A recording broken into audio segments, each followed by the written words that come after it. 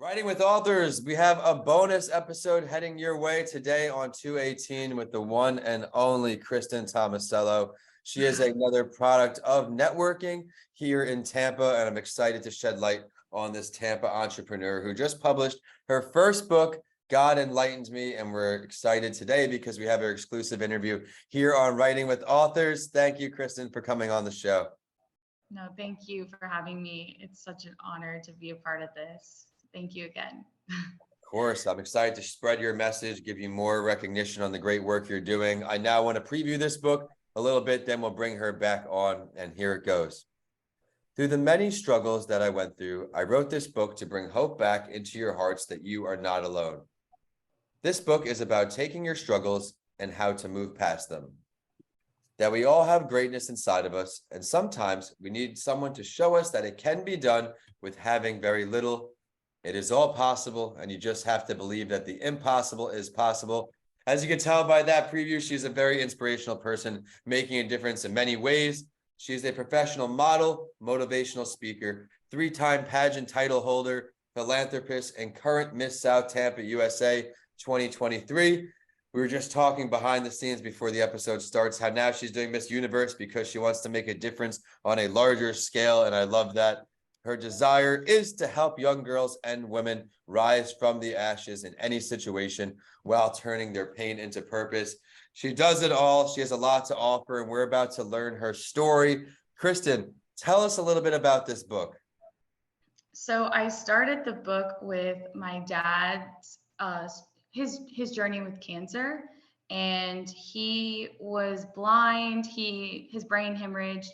So basically, the blood from his brain went to his eyes, causing complete blindness. Then he went deaf. He was paralyzed. So as a 12-year-old, I think I wrote 11, but I kind of get all those that 1 year kind of like it's kind of random. But he was supposed to die. He wasn't responding to chemo, and then he finally did, but he had 3 days to live. So then I had to go do this caregiving classes at Moffitt, and it was a really hard road. It was very uncertain what was going to happen. Basically, he would get sick all the time. He would have to go stay at the hospital. When he was in a coma, I couldn't see him. There was just a lot of things that definitely affected me as a kid, because you're in middle school, you feel alone, you don't know how to communicate these things, because when you're in 7th grade and nobody else is having this problem, like who do you talk to? Who can actually relate to you, because everybody else that can is older than you. So that's what was the really hard part for me. So I went through all that, just trying to put the positive face on, because all my cousins were there, my aunts, uncles, all that. And it just was really hard to watch, not just my dad, but also seeing other people. And then I went through my lupus experience when I would have to go to high school with a bunch of hives, and I was overweight because of medications. But it all started from having hives, and I didn't have any answers on to why I was getting hives. So I was having anaphylactic reactions with no allergies. So I was being sent to the hospital from school, being injected with EpiPens left and right, and having to take a bunch of medicine with no direction, absolutely at all. So that is why I was inspired to go to nursing school. And I learned that I had lupus, and then doctors confirmed it. Obviously did more testing. I have other issues as well. So I have 2 autoimmunes, but we didn't realize that at the time. So even when I was going to school, I had to come back to school, and like people are like, oh, ambulance girl. I mean, it's not to that extent, but like there was just a lot of things that were just like really traumatic for me, because I also was really heavy because I had to take steroids. So I gained almost 80 pounds in 1 year, and I had no control over it. So I basically was at this point where all this was happening. then I started to break my bones because I was on steroids for so long. So I broke both my feet in 1 year. So I was literally crippled. So I'm not kidding. So I'm like getting injections left and right in this arm, probably over 100 times, and of just Benadryl, vitamins, all of that. And then fast forward, I break my legs. I'm in a wheelchair, in crutches, going to school, like all this. So I felt like a complete mess for so long. Like everything I did, I felt like it was a mess. So it was like this process of going through that with no answers, feeling like a complete burden. And then I felt like I wasn't capable of doing something. I wasn't capable of being something because for so long I felt so limited because even the medications that I was prescribed on, I wasn't allowed to drive. Right. So like I was taking all this medicine that would literally put me to sleep within half an hour. So I spent what 17, 18, 19, 20, 4 years. I was taking about 15 pills and then it went down to like 8 or around 8, but it was just very uncertain like what was happening. So I started to bleed internally at a different point. It just was like a lot to process. And then when I went to school, I barely passed school because I kept getting sick at school. So I pushed through. I was like, I'm going to find answers. I'm going to do this. I'm going to find answers. I was committed to finding answers.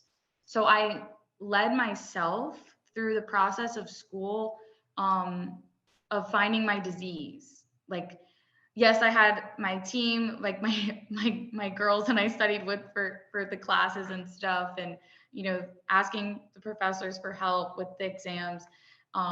But it was more of I was really there to be leading myself to find my destiny because I didn't feel like any doctor was there for me or any nurses really. They were just like, oh, take this, take this. Oh, you have anxiety. Take care of this, take this. And it's like, none of that really helped. It made it worse. And then like if I made a mistake after all that, I felt like I was wrong. I was a burden. So it was just, I had to I had to digest all that. And then when I wrote, I really became open and I realized how okay this process is. It's my journey. It's what makes me unique. And I started to go to church like every day because I wanted something more for myself. And that was the third part of the book. It's really about when I chose happiness and joy and what it's supposed to look like and what it could look like. And I felt like those were two different things for me, because I thought I was always supposed to be this person, to just be this person that I'm supposed to just I'm supposed to be perfect. I'm supposed to just have all the answers. I'm not supposed to make mistakes. I'm not supposed to do anything. And then I was always chasing, more so is like the shiny objects than really being more authentic. And it's not that I hate saying that, but it's true. Like I was really toxic to myself. And I wrote that in my book. Like I shared like really dark things, like when I like didn't feel good enough, and like the thought process in that and what it made me feel the urges to do and what decisions came from that and how toxic it was for years.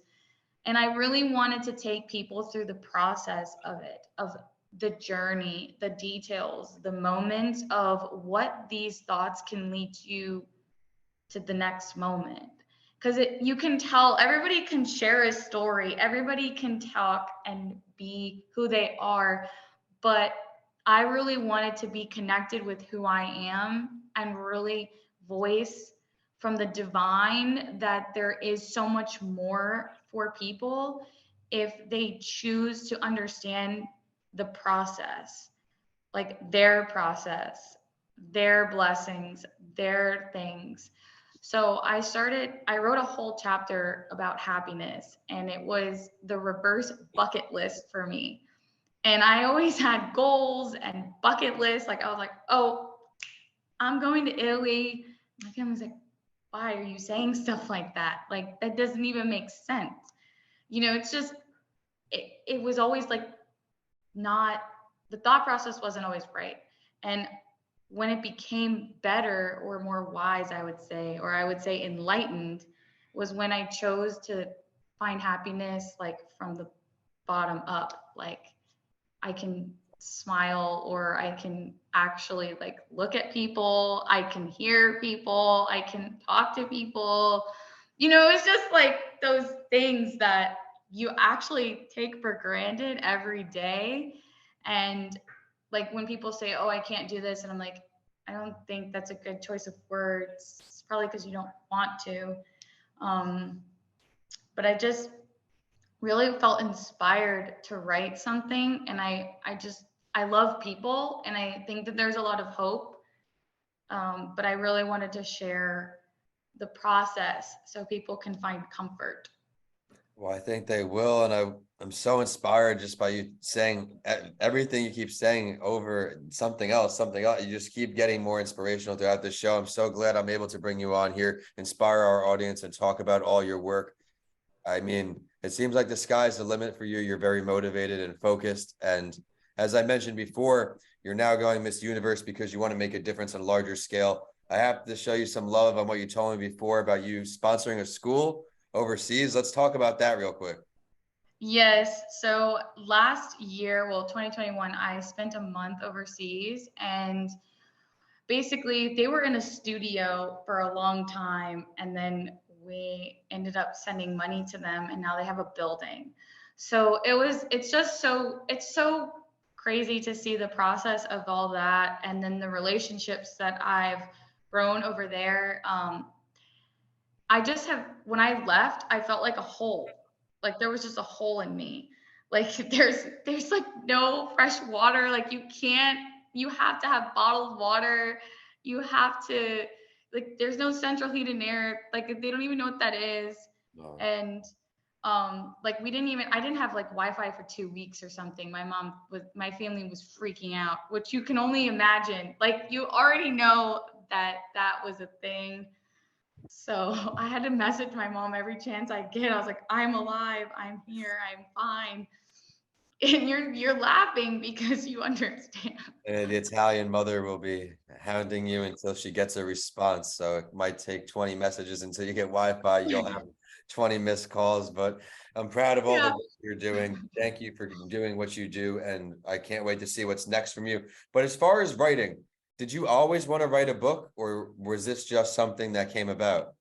So I was fasting one day. I took the whole day off from eating, which is like not good, I guess, because we're supposed to eat.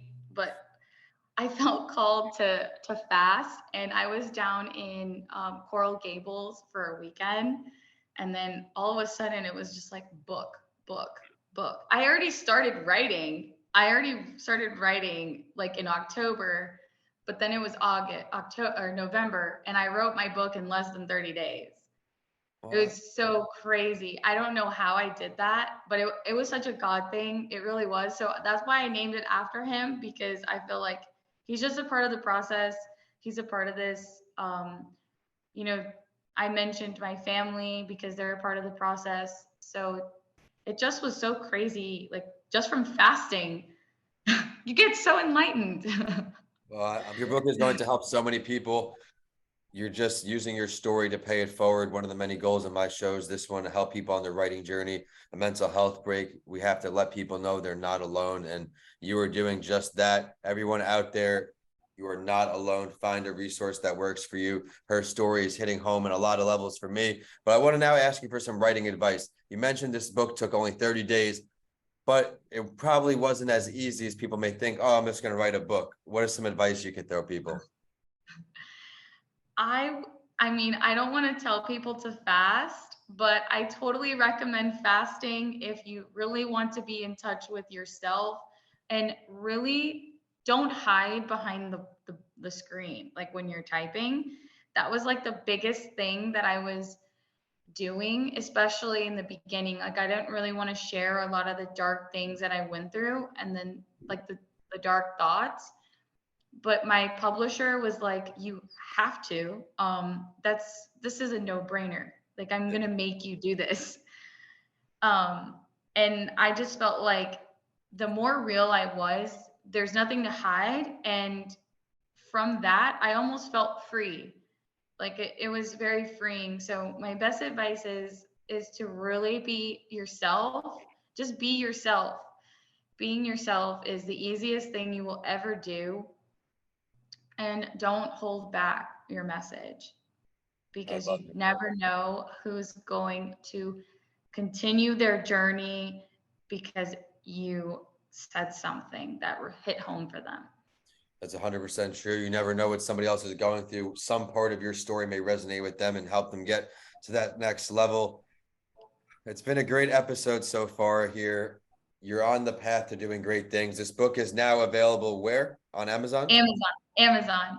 Okay, and it's God Enlightened Me. But before we let her go, I have to ask, are there plans for book number 2? Yes, I am writing book number 2 and 3. Book 2 and 3. All right. Is it Yeah, going to be a bundle or 2 separate books? 2 separate books. One is going to be about health, and then one's going to be about love. And I think they kind of all just kind of go together, like the mind, the body, and the spirit. The little Just book series you're creating for us now. We'll have to bring you back on the show when you get ready to release that. And I can resonate again with what you said before.